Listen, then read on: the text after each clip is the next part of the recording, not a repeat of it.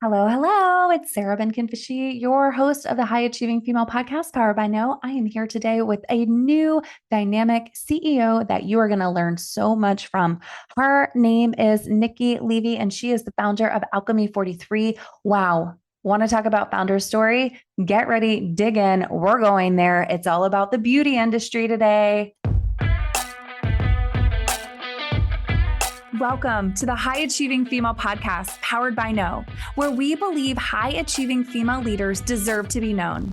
Here, you're going to get the tips, tools, and inspiration you need to network, grow, scale, and balance your business, career, and life.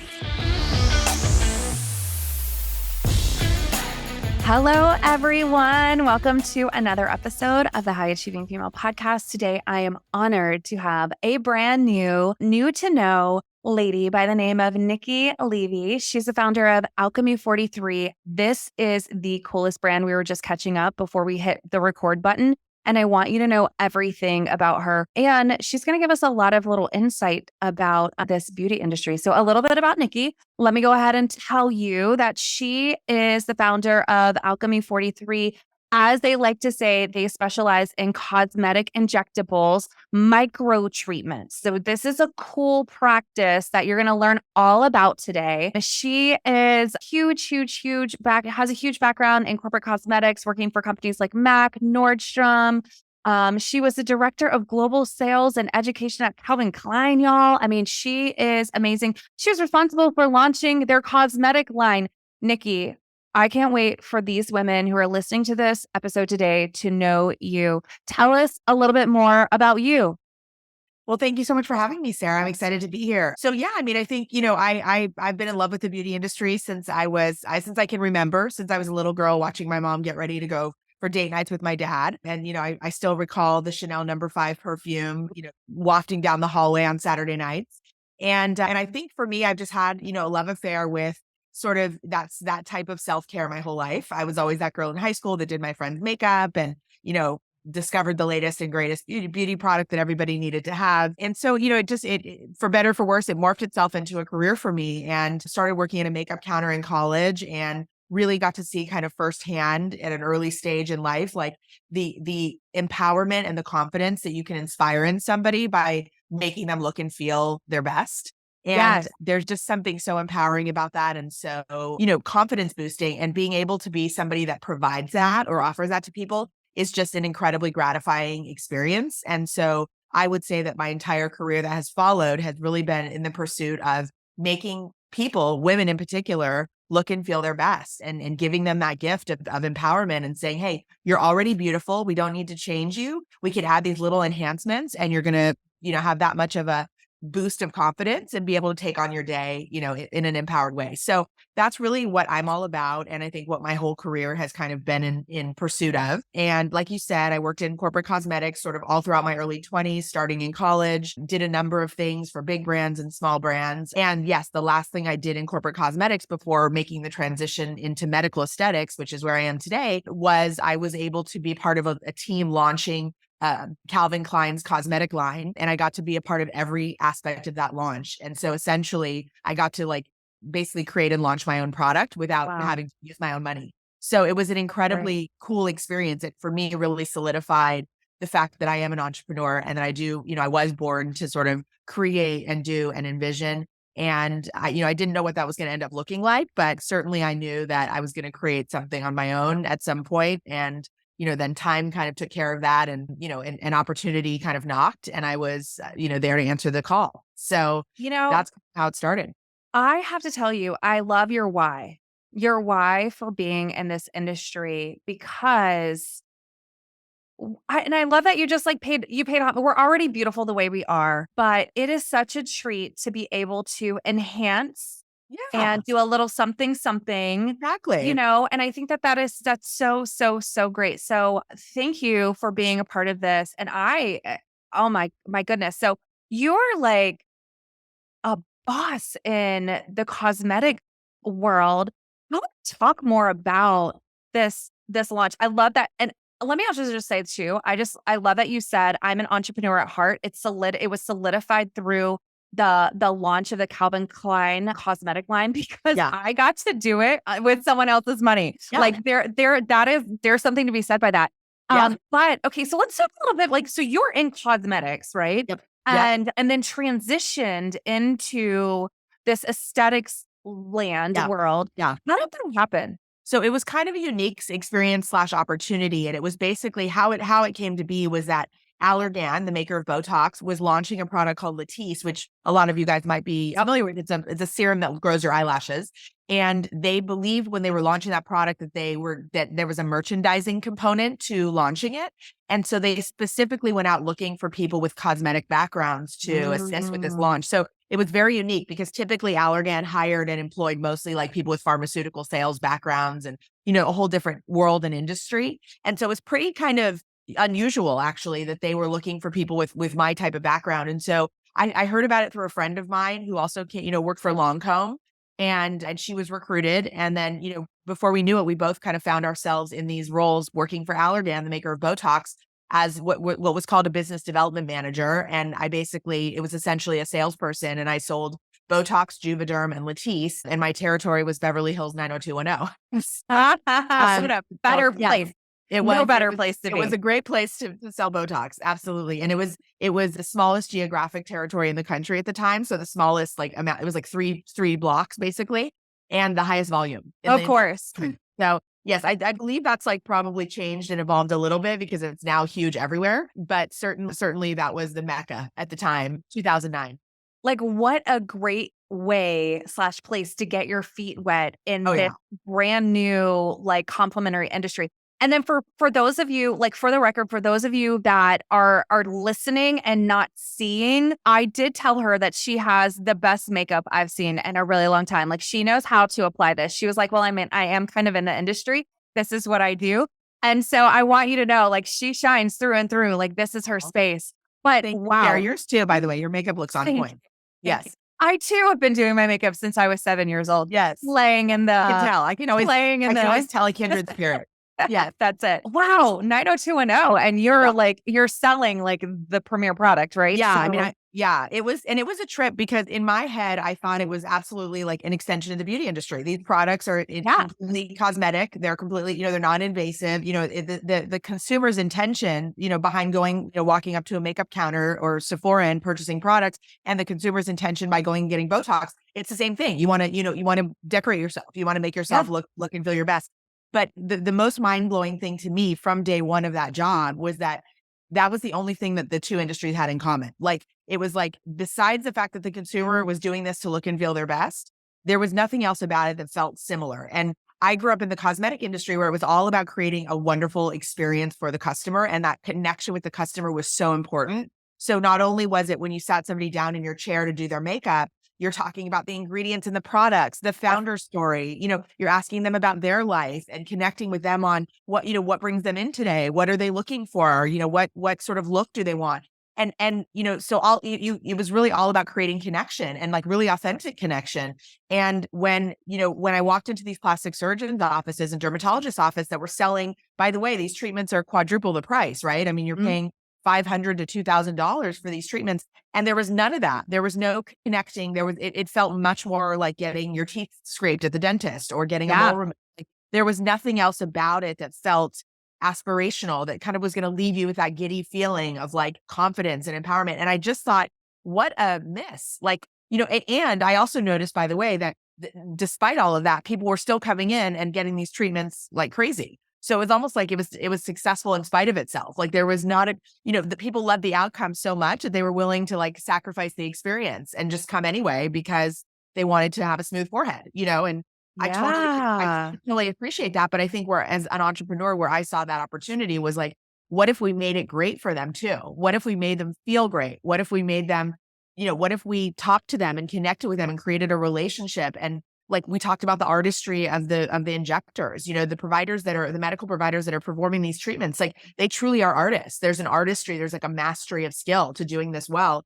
And what if we talk to them about that? It's these are not things that people talked about. So that was kind of where the whole idea for Alchemy 43 was born. It was kind of at the intersection of my experience in beauty and cosmetics and skincare, and then my walking into this industry that was so impressive and so, so popular. And yet so like, I felt like, so it just needed a whole new look and feel. So you're revolutionizing this industry. I Yeah, mean, let's that's the call it idea. what it is. Yeah. And mark my words, ladies, like this is something. This is on the cusp of like massive blow up in a good way. In a good way. Hope so. They have this Yes. like, yeah, in the best way. I mean, Yeah. you're gonna be like freaking out, going crazy over all the scale that you have ahead of you in a very beautiful way. I already feel it because I feel like, wow, you're so correct. And I know anyone who has ever had a treatment of that nature can resonate with what you're saying. Yep. Myself included, right? Like it's very lacking of experience of the concierge like type of like environment and feel. And there's a vulnerability, right? To getting, I mean, if you're sitting in that chair as a patient, you feel very vulnerable. I mean, this is your face. Like this is how we show up to the world. This is how people recognize us, right? It's like whether you're putting on a red lipstick for the first time or smoothing your forehead for the first time or the 50th time, it's like, it's vulnerable. And like, if people aren't recognizing that, you can feel very kind of almost violated, almost like 100%. Yeah. Yeah. Or when it goes wrong, right? Right. Which I want to get into in a few minutes. I don't make sure we don't end this because I want to talk about that too. But I want to continue down the path of the story of how you have created this. So you realized that there was a huge gap in this industry, and then worked really, really hard to create the Alchemy brand. Talk to us a little bit about. I know you have a flagship. You have a couple of big stores coming. Talk to us a little bit about like where you're located and with the micro treatment, what that's all about. Because I think this is very genius. Yes, thank you so much. So so quick kind of high level on the business. So I started. So I worked for Allergan for 3 years. By then my idea for this brand and this company was fully formed, but I didn't feel quite ready to go out and sort of get it started yet. I felt like I'd only worked in the medical aesthetics industry for a few years, and I'd only worked for a huge company with endless resources. So I really wanted to understand what it would be like to be a small guy and to like start something new in this category. So I went and worked for 2 startups within the category. I left Allergan in 2012. I went to go work for a guy that was launching like a sort of like an oral skincare supplement that was non-prescription that he was going to market and sell only through doctors' offices. And then another guy that was leasing out cosmetic laser machines and laser devices. So I really got a chance to understand what launching something in this space would feel like, which was very critical, I think, for my path, because I think I learned a lot from what, from just how to approach things.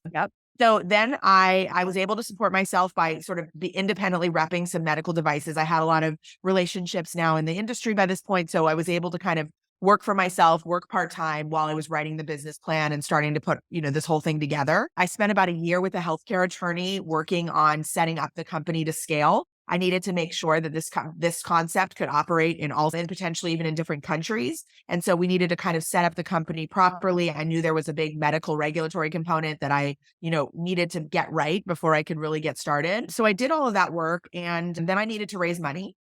And I did not know where to start in terms of raising money. I had no experience with that. I don't have a rich uncle that wrote me a check. It was definitely starting from scratch. And I was basically at a female founder event in Santa Monica one night. And the person being interviewed was Toni Ko, the founder of NYX Cosmetics, NYX. And I was just absolutely taken by her story. She started the company when she was 21 years old. She had moved here from Korea at 12 and spoke no English. She started at NYX Cosmetics, driving around her Honda Civic, dropping off lipsticks at beauty supply stores. And in 2014, she sold the company for $500 million to L'Oreal. So, I get goosebumps every time I say it because she's just an incredible person and just she was such an inspiration to me. I emailed her the next day on LinkedIn. I didn't know her at all. And I said, I was totally taken by your story. I was at your event last night. Would you be willing to meet with me? I have this business idea. And she was my first investor, and she met me for breakfast a week later, and I pitched her my idea.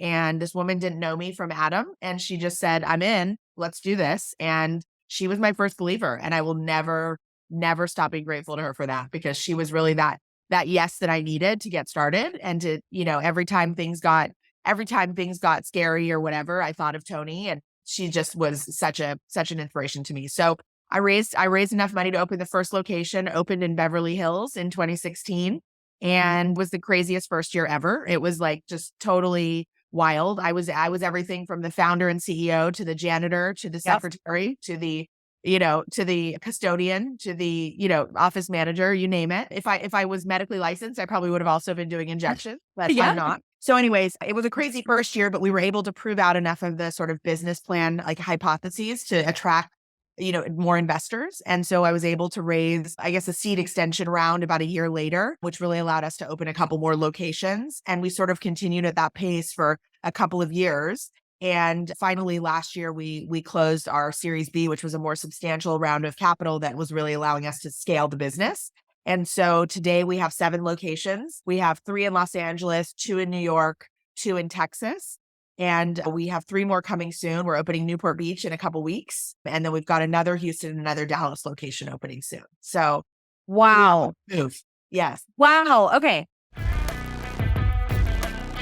This week's episode of the High Achieving Female Podcast is brought to you by the No Global Membership.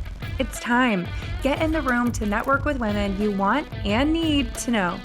Link to join the membership is in the show notes below. And don't forget, you can also claim your freebie today. That's a lot to unpack. Sorry, it was a mouthful. Yes. Oh, what an amazing founder story. Thank you. My goodness. Okay. Oh, wow. All right. I love all the little things that you've just, I feel like my job here is to like take everything you just said and like package it all up into all that's really great lessons.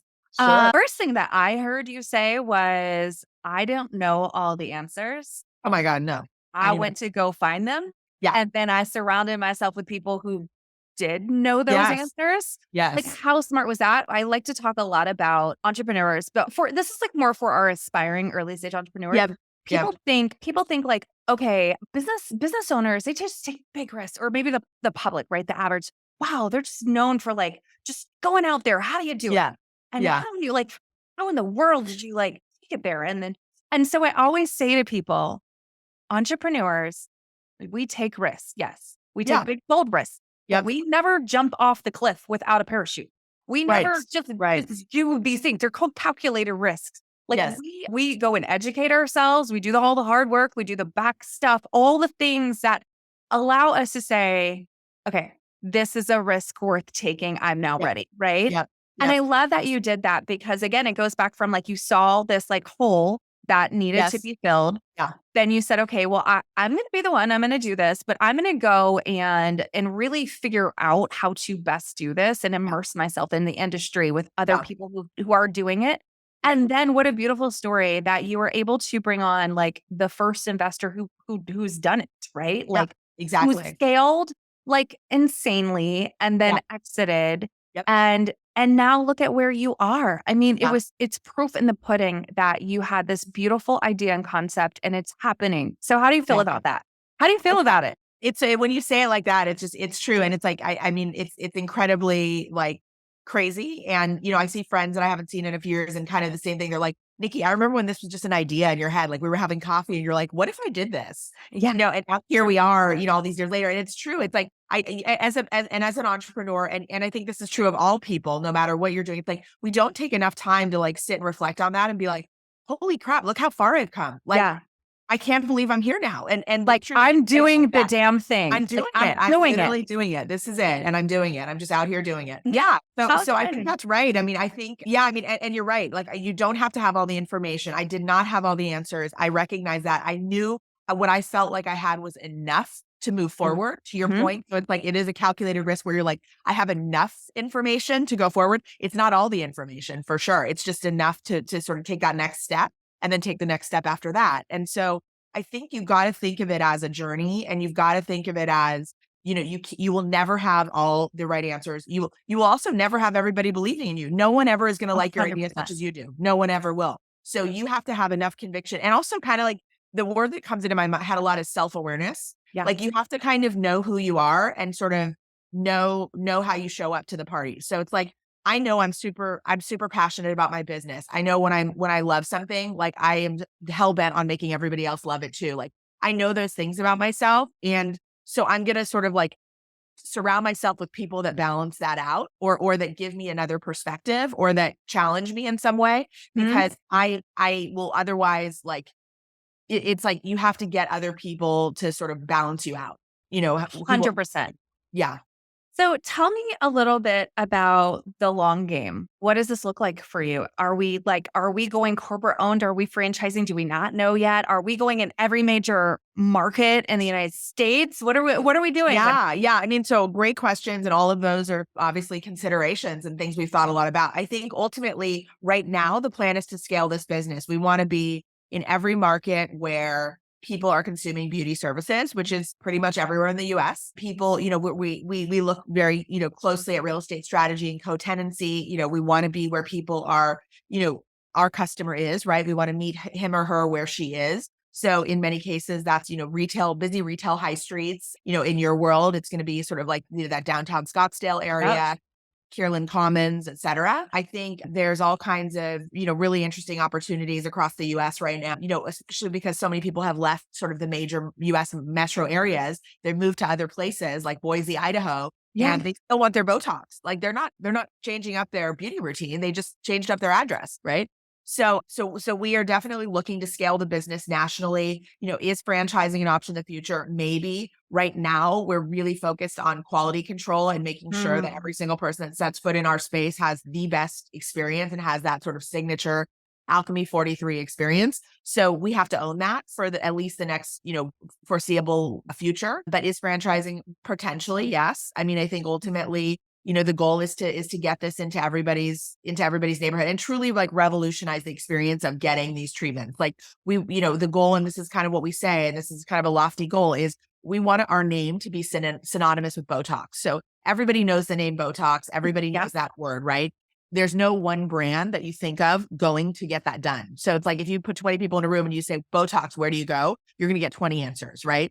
We want to be that number one answer. We want to be the Nike of the athletic shoe conversation. So that is our goal. And so, we understand that that's a lofty goal and we're here for it. So I think that's great. So what's the vibe when I walk into one of your locations? So we've just done a full redesign. So our new locations are a whole new look and feel, and it's really based on all the learnings that we've had. But what I would say is one of the things that we want immediately to come across is inclusivity. So we want anyone who sets foot in our stores and our doors to feel incredibly welcomed and incredibly included and seen. So everything from our color selection to the music we play to the scent in the air, everything has been thoughtfully curated to sort of to deliver that experience. We want, a 46-year-old, construction worker to come in and feel like he can get Botox, right? And sit in our chair and not feel like he's out of place. We want the 22-year-old college student who's getting some preventative Botox for the first time to also feel super comfortable. So, and everyone in between. And so, I mean, I think at the end of the day, it's like, we really want to create an environment that's welcoming, that's elegant and sophisticated. We also know that you're busy people. You don't want to spend your whole day with us. So we want to make the experience as sort of, express as possible without cutting any corners. We want you to feel like we've got every need kind of taken care of. So you don't have to think of anything. And we're going to make the experience as sort of painless, both physically and non-physically as possible. I think that's great. What do you say to someone who maybe had a off-putting experience, right? Yeah. Like I think one of my experiences, and I'll share this, I don't have a problem sharing it. When I got Botox I've had Botox a couple of times. I actually have nothing right now. It's nothing at all. The last time I got Botox, my brows dropped. Okay. Right? Which happens to some people. Was it your first time with that provider? Yeah. Yeah. So what do you say to people? Yeah, it's a very real thing. And I feel like there's not enough education out there about this. And this is something I'm totally on a soapbox about. So basically, I mean, here's the thing. We are very educated and skilled at what we do. Botox has been injected in human beings since earlier than 1978 for all types of therapeutic purposes. It is a very well-known, very well-tolerated medicine. We know how it functions in the face very, very well. However, every single human being's anatomy is slightly different, and we cannot see beneath your skin to see exactly how your muscles move. Botox relaxes muscle. And so we can take a look at you before we inject you. We have enough information to say, hey, the way that her muscles are moving, we know where to put the medicine, more or less. but everybody's muscles are different. They have different strength, different metabolism, different, all kinds of things to learn, right? And unfortunately, we don't know that until we treat you the first time. So the hardest thing, the worst thing that you can do as a patient is you go in somewhere for the first time, you have a bad experience, and you don't give them the chance to learn from that. Because what you'll find is that you might go somewhere else next time and have a whole new provider and have the same exact experience again, because again, that provider doesn't know you yet and that brand doesn't know you yet. So for us, it's like we create a world where you can see any of our providers and have the same experience. And that's because of our charting and all of that. So if you came to see us, and let's say this happened at our location, which it didn't, to be clear, Sarah's not. It did not happen. But but let's say Sarah came in down 343, she had her first treatment with us and her brows dropped a little bit. She, or a lot, whatever happened, right? What the best advice I could give anyone to do is to call the place and say, hey, I've had a reaction that I'm not happy with. Can you guys come and, can I come in and can you check me out? We'll take a look at it. Usually those kind of things resolve fairly quickly within a month or so. But the most important thing that comes out of that is we say, okay, Sarah, we need to treat her higher and more laterally next time. Because we know that the way that her muscles perform and the way they absorb the medicine was in a way that dropped her brow. So we need to go higher and more lateral, and that's going to give her a different result. And we're going to now mark that in your chart. We're going to know that about you. And next time you come see us, we're going to be able to give you a much different treatment. That's the only way we learn, because every human being is inherently unique. But I don't think enough places educate people about that, so that, you probably never knew that. And so it's very logical that if you go somewhere you have a bad experience, you ain't going back, right? But if you go back and you explain it to them and you give them a chance to sort of like educate you and make it right, then you might find that that's the relationship you have forever, and you only want to ever go to that place. So it's a tough pill to swallow. I totally get that, because you're kind of like, I wasn't happy, but unfortunately, because it's a biologic and there's just inherent differences from human being to human being, you're going to have that happen occasionally. And the best thing you can do is go back. And by the way, if they're not welcoming back, if they don't welcome that return, that's not a place you want to go to. So, So absolutely they should react well to that. And if they don't, then that's a red flag for sure. But yeah, the advice would be to go back and to sort of learn from that. I love that. That's a great answer. And I also love that, your charting is across the board. Yep. And you're really in this business of customer service. Yeah. At the end of the day, it's like, this is a service business. We cannot function without customers. And we recognize that. And by the way, this is a trust-based treatment. Like these are hundreds of dollars we're asking clients to spend. We understand that that's a lot of money. And we understand that it's also a needle in your face. It's not like a light, it's not a blowout. It's not, it has more weight, it has more gravity, and we take that responsibility very seriously. Like, we are not here to mess with your face. Yeah. I love that. So talk to us about, you had mentioned to me privately that you're a mom of a toddler. Talk to me about mom life and scaling life. Yeah. How in the world are you doing it all? Well, honestly, women are amazing. I just think that we just do in any sort of framework. It's like, I just look across, and now that I'm a mom, I just have such a heightened appreciation for what we do every day. Any of us, all of us, it's incredible. So yeah, I always knew I wanted to be a mom. I always wanted children. I froze my eggs when I was 35 before I started this business. And then I threw myself wholeheartedly into starting the business. I didn't really make time to date or find a relationship. I was just, the business needed my full attention. And then I hit 40 and I was like, okay, well, I haven't met a guy yet. And, I'm of an age. And I decided, during the pandemic to move forward with, having a child on my own. And so I, I selected a donor, and my little Ava was born in September of 2021. Gosh, that means so much, doesn't it? You're like, this is for me. This is for us. This is totally. Oh, I love that. Yeah, it's the best thing ever. Truly the best thing ever. And yeah, and to put it in perspective, I was like in the hospital giving birth, and I was signing my Series B paperwork, like financing the company. As soon as I had her, we're like signing leases. We're looking at new locations. It was totally bananas. And when I think back on it, it's like, you do scratch your head and go, how the hell did I do that? But you just do. You put one foot in front of the other, you do. And, I definitely think having a baby and having a child gives you a renewed sense of purpose and perspective. Yes. I think it's made me a better CEO. I think I don't sweat the small stuff in the same way I used to. I have a lot more just perspective, like global perspective on things. And now I have this person that I want to make proud. And I want to, I want to show her what you can do with hard work and, resilience. So that's so awesome. I'll tell you, my daughter is turning 15 next week. Oh my gosh. I launched my very first business right when she was right close to about a year. And I did it for funny. I left the corporate life and went for freedom and flexibility, though we know that in entrepreneurial life, there's really, it's all about how you cut it, I guess. 100%. I was going to say not freedom and flexibility, but at the end of the day, there's much more than like a 9 to 5. Sure. However, what I will say is that she has grown up as a little mini business owner, going to business meetings with me since the very beginning, but really since the age of 3. Yeah. And she has just become so worldly. It's so really awesome. A really cool thing to see. And then, and so for you, I would just say, like, you're creating like a world changer. Like you were really, raising someone who such an opportunity to learn and see what you are doing, and then just to be able to model that and go even further. Like that's totally. I know, don't we all want that for our kids, right? We want them to amazing, do way better than we ever did. Do all the things. Yes. I love that. Yeah, man, this is so amazing. Okay, so how do we stay in touch with you as a founder? Because this is so, so important. Your stories are amazing. Your journey has been incredible. I know there's a lot of women who are going to be listening to this that are going to be very touched by your journey and your story. So how do we get in touch with you? How do we follow along with you? Yeah. Well, I would say probably, I'm not great at Instagram, but I'm trying and I'm getting better. So you can definitely find me on Instagram at Nicci Levy. And then Alchemy 43 is also our handle for our brand, which you'll see me regularly interacting with as well. And then LinkedIn also, I'm pretty active on there as well. And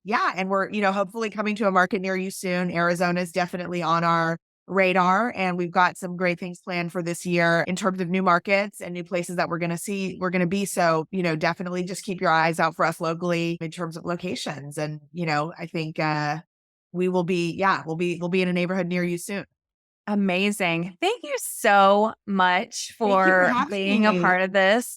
It's been really great getting to know you, and, we wish you all of the success and the best. And when Alchemy 43 comes to my neighborhood, and then I know I will be there. We can't wait to have you. I can't wait to to get you a better experience.